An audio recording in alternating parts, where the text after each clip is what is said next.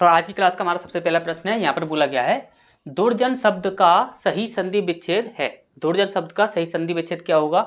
सबसे पहला दिया हुआ है आपका दुर प्लस जन, दूसरा दिया हुआ है द्व प्लस जन, तीसरा दिया हुआ है आपका दु प्लस अरंजन। ठीक, ऐसे शब्दों को तो आप दिखते ही काट दोगे। ठीक, इसके बाद है आपका रदु प्लस जन, रदु प्लस जन, इसे तो आप देखते ही काट दोगे। ठीक, इस प्रकार से तो आपको बनेगा ही नहीं। ठीक, तो आपका बचते हैं यहाँ पर दो। ठीक, एक है आपका दुर प्लस जन और एक है आपका द्व प्लस जन। ठीक, अब यब कभी भी इस प्रकार से देखोगे तो इसे आप काट ही दोगे, राग कभी भी इस प्रकार से नहीं बनेगा इसमें। और यहाँ पर क्या होगा, विसर्ग के साथ जन लग जाएगा। तो यहाँ पर हमारा सही आंसर क्या होगा, यही होगा द्व प्लस जन। और यहाँ पर क्या हो जाएगा आपका विसर्ग संधि, विसर्ग संधि। और किस प्रकार से बन रही है ये विसर्ग संधि? यहाँ पर क्या है, विसर्ग है और विसर्ग के साथ क्या है, यहाँ पर सबसे पहला तो विसर्ग है और दूसरा यहाँ पर क्या है, व्यंजन है। ठीक, इसके बाद नेक्स्ट है आपका मनोरमा। मनोरमा शब्द में कौन सी संधि है? मनोरमा शब्द में कौन सी संधि है ये हमें बताना है। सबसे पहला है आपका स्वर संधि, दूसरा है आपका व्यंजन संधि, तीसरा है विसर्ग संधि और चौथा नोटा, यानी कि इनमें से कोई नहीं। ठीक, तो देखेंगे मनोरमा शब्द, तो मनोरमा का यदि हम विच्छेद करते हैं तो हमारा क्या निकलता है, मन प्लस रमा। क्या बनेगा आपका, मन प्लस रमा। यहाँ पर क्या बनता है आपका मनोरमा। ठीक, और यहाँ पर क्या हो जाएगा आपका विसर्ग संधि।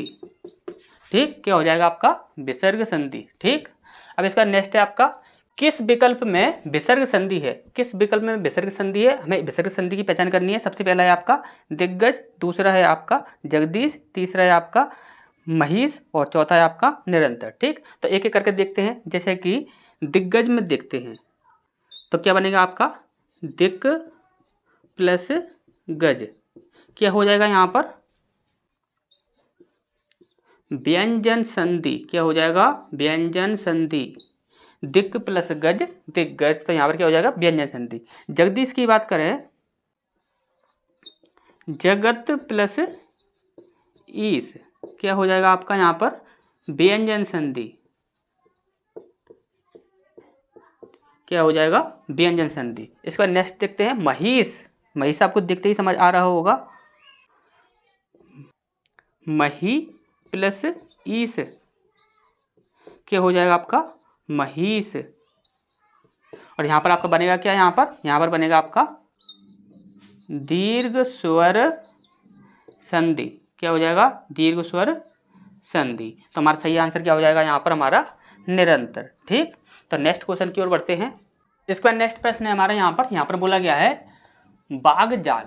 बाग जाल का संधि विच्छेद है। बाग जाल का सही संधि विच्छेद क्या होगा? तो सबसे पहला है आपका बाग प्लस जाल, दूसरा है आपका बाग प्लस जाल, तीसरा है आपका बाग प्लस जाल और चौथा है आपका बाग प्लस जाल। ठीक, तो बाग प्लस जाल और बाग प्लस जाल इस प्रकार से तो कभी बनेगा ही नहीं। ठीक, क्योंकि ये वैसा की वैसा ही लिख कर रख दिया है।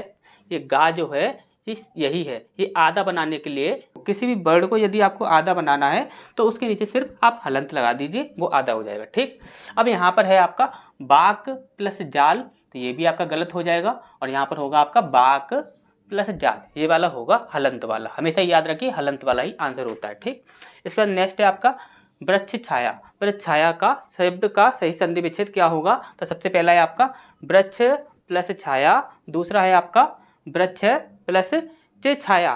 ठीक, इसका तीसरा है आपका वृक्ष प्लस छाया और चौथा है आपका वृक्ष प्लस छाया। ठीक, तो यहाँ पर विसर्ग संधि है ही नहीं। ठीक, और यहाँ पर दूसरा वृक्ष है, इस प्रकार से कभी बनेगा ही नहीं, सीधा ही बनेगा। देखिए वृक्ष छाया, और यहाँ पर हमने आपको हमेशा ही बोला है अधिकतर जो शब्द आपको मिलते हैं, जो शब्द जितने भी संधि विच्छेद किए जाते हैं उनमें से 70% जो शब्द मिलेंगे या तो वो उसमें ऐसे मिलेंगे जिसमें पहला शब्द सार्थक हो, या फिर मिलेगा यहाँ पर पहला शब्द निरर्थक हो, या फिर मिलेंगे दोनों ही शब्द सार्थक हों। क्या हो?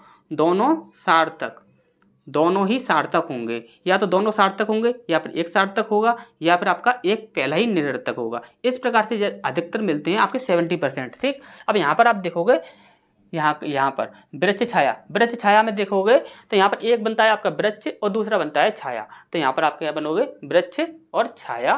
तो यहाँ पर देखिए वृक्ष जो है वो भी आपका एक सार्थक है, छाया ये भी आपका एक सार्थक है, तो दोनों ही सार्थक, यही हमारा बिल्कुल सही आंसर हो जाएगा। ठीक, इसका नेक्स्ट है आपका चंद्रोदय। चंद्रोदय में कौन सी संधि है? ठीक, तो सबसे पहला है आपका गुण संधि, दूसरा है आपका यण संधि, तीसरा है आपका दीर्घ स्वर संधि और चौथा है वृद्धि संधि। अब चंद्रोदय का यदि हम विच्छेद करते हैं तो यहाँ पर क्या निकलता है, देखिए ध्यान से समझिए। हमने आपको यही चीज बताई थी, इसी चीज को ध्यान से समझिए। चंद्रोदय यानी कि चंद्र प्लस उदय, क्या चंद्र प्लस उदय, चंद्र प्लस उदय, उदय होना ये भी एक सार्थक है, चंद्र यानी चंद्रमा ये भी एक सार्थक है, तो दोनों ही सार्थक हुए। यहाँ पर आपका क्या बनेगा, आपका गुण संधि। ठीक, तो नेक्स्ट क्वेश्चन की ओर बढ़ते हैं। इसका नेक्स्ट प्रश्न है हमारा यहाँ पर बोला गया है उज्ज्वल। उज्ज्वल शब्द का सही संधि विच्छेद है।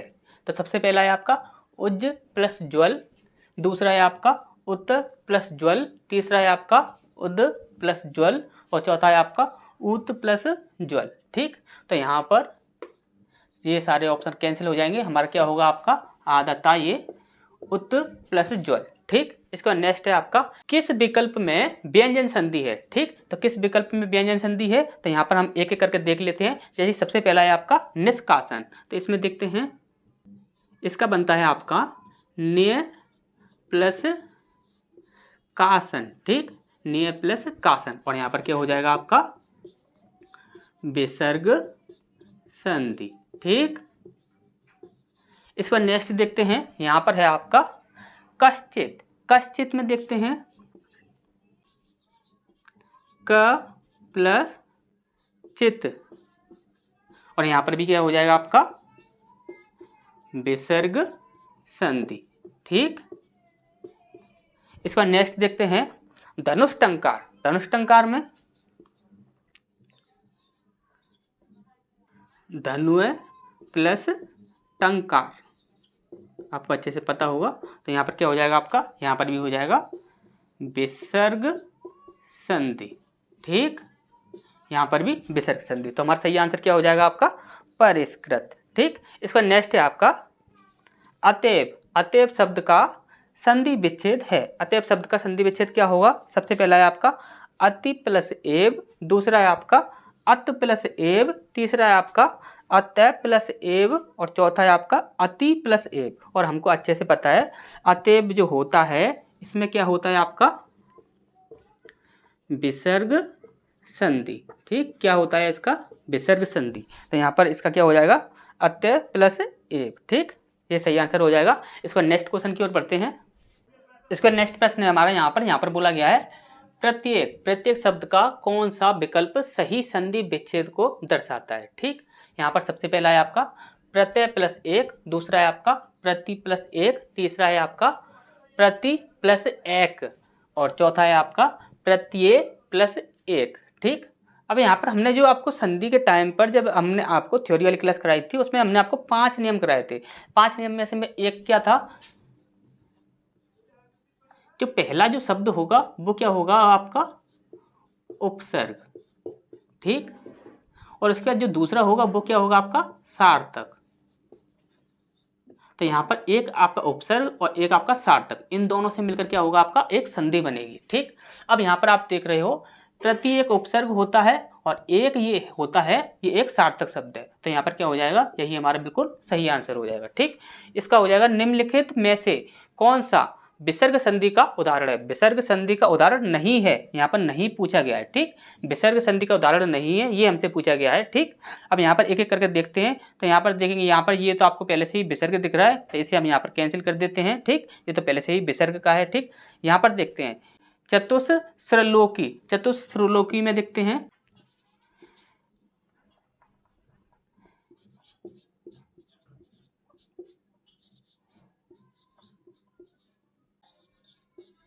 तो यहाँ पर ये क्या हो जाएगा आपका विसर्ग संधि। ठीक, इसे हमें देखना नहीं है बी को, इसका सी को देखते हैं। सी को क्या हो जाएगा आपका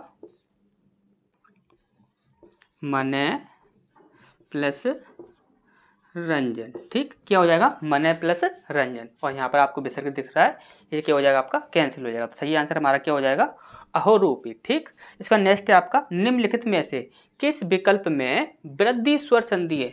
देखिए वृद्धि स्वर संधि की बात कर रहा है वो। ठीक, इसका देखते हैं, यहाँ पर सबसे पहला है आपका सोदार्थी, दूसरा है आपका रजनीश, तीसरा है आपका यतीन्द्र, और चौथा है आपका महोस्ती। ठीक, महोस्ती, यहाँ पर वृद्धि स्वर संधि की बात कर रहा है। जब वृद्धि होती है तो हमने आपको क्या बताया था, महा प्लस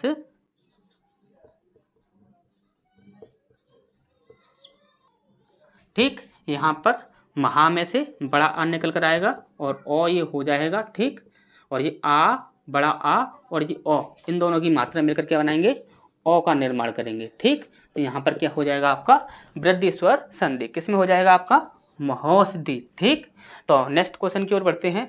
इसका नेक्स्ट प्रश्न है हमारा यहाँ पर बोला गया है उपार्जन। उपार्जन शब्द में संधि है, तो सबसे पहला दिया हुआ है आपका यड़ संधि, दूसरा दिया हुआ है आपका गुण संधि, तीसरा है आपका दीर्घ संधि, और चौथा है आपका वृद्धि संधि। तो उपार्जन में हो जाएगा आपका दीर्घ स्वर संधि। कैसे होगा देखते हैं हम यहाँ पर देखिए हमने आपको पहले ये नियम पढ़ा रखा है। देखिए उपार्जन क्या होगा आपका, पहला बनेगा आपका उपसर्ग, उप प्लस दूसरा क्या बनेगा आपका एक सार्थक शब्द, क्या बनेगा आपका अर्जन। ठीक, अब यहाँ पर आप देखोगे ये जो पा है इसमें से आपका आ की मात्रा निकलेगी, फिर इसके बाद ये जो आ है ये आपका यहाँ आ जाएगा, और दोनों बनाकर क्या बनेंगे, बड़ा आ बना देंगे। तो यहाँ पर क्या हो जाएगा आपका उपार्जन में दीर्घ स्वर संधि। ठीक, इसका नेक्स्ट है आपका मनोरमा। मनोरमा शब्द में संधि है, तो मनोरमा शब्द में कौन सी संधि होगी, सबसे पहला है आपका स्वर संधि, दूसरा विसर्ग संधि, तीसरा व्यंजन संधि, और चौथा है आपका नोटा, यानी कि इनमें से कोई नहीं। तो मनोरमा जो शब्द है इसमें हमेशा ही आप याद रखिए विसर्ग संधि होता है, कभी भी स्वर संधि नहीं आता है, हमेशा ही यहाँ पर विसर्ग संधि आता है। और कैसे बनता है आपका, ये चीज देख लीजिए, मने प्लस रमा। ठीक, मने प्लस रमा मिलाकर बनता है आपका मनोरमा। ठीक, तो यहाँ पर हमेशा ही क्या बनता है आपका विसर्ग संधि। ठीक, इसके बाद नेक्स्ट है आपका उद्योग। उद्योग का संधि विच्छेद क्या है, उद्योग सबसे पहला है आपका उत प्लस योग, दूसरा है आपका उद प्लस योग, तीसरा है आपका उध प्लस योग, और चौथा है आपका उत प्लस आयोग। ठीक, और हमेशा ही आपको अच्छे से पता है, या तो आपको आधा ता देखना है या फिर आपको आधा का देखना है। ठीक, अब यहाँ पर आपको दिख रहा है, देखिए यहाँ पर आधा ता तो दिख रहा है, लेकिन यहाँ पर क्या बन रहा है, आयोग बन रहा है। आयोग कभी भी नहीं बनेगा। ठीक, ये आपका कैंसिल हो जाएगा, ये आपका आधा दा है, ये आपका धा है, और ये क्या है आपका आधा ता, और यहाँ पर क्या बन रहा है योग, उत प्लस योग। तो यही हमारा बिल्कुल सही आंसर हो जाएगा। इसका नेक्स्ट है हमारा निम्नलिखित में से विसर्ग संधि का उदाहरण। विसर्ग संधि का उदाहरण कौन सा है, तो सबसे पहला है आपका प्रतीक, दूसरा है आपका बारिश, तीसरा है आपका यशोदा, और चौथा है आपका नारेंद्र। ठीक, तो यहाँ पर देखते हैं, एक एक करके देख लेते हैं। यहाँ पर प्रतीक है, तो यहाँ पर क्या बनेगा आपका प्रति प्लस एक, क्या हो जाएगा आपका दीर्घ स्वर संधि। ठीक, दीर्घ स्वर संधि। ठीक, यहाँ पर प्रतीक। इसके बाद नेक्स्ट है आपका बारिश। बारिश में देखते हैं, तो बारिश का बनता है आपका बारी प्लस ईस। ठीक, बारी प्लस ईस, और यहाँ पर क्या हो जाएगा आपका दीर्घ स्वर संधि। ठीक, दीर्घ स्वर संधि। ठीक, इसके बाद नेक्स्ट आपका देखते हैं, तो नेक्स्ट है आपका यशोदा। यशोदा है जो आपका, और यहाँ पर हमसे क्या पूछा गया था, विसर्ग संधि, और यहीं पर आपका होगा आपका विसर्ग संधि। और होगा कैसे, यस प्लस दा, सिर्फ यस प्लस दा, सॉरी यहाँ पर बड़ा दा बनेगा। ठीक, तो यस प्लस दा यही होता है इसका, तो यही हो जाएगा आपका विसर्ग संधि का उदाहरण। यदि नेक्स्ट देखते हैं नारेंद्र। नारेंद्र को देखते हैं, तो नारेंद्र में बनता है आपका नारी प्लस इंद्र। ठीक, नारी प्लस इंद्र, और यहाँ पर क्या हो जाएगा आपका दीर्घ स्वर संधि। क्या, दीर्घ स्वर संधि। ठीक,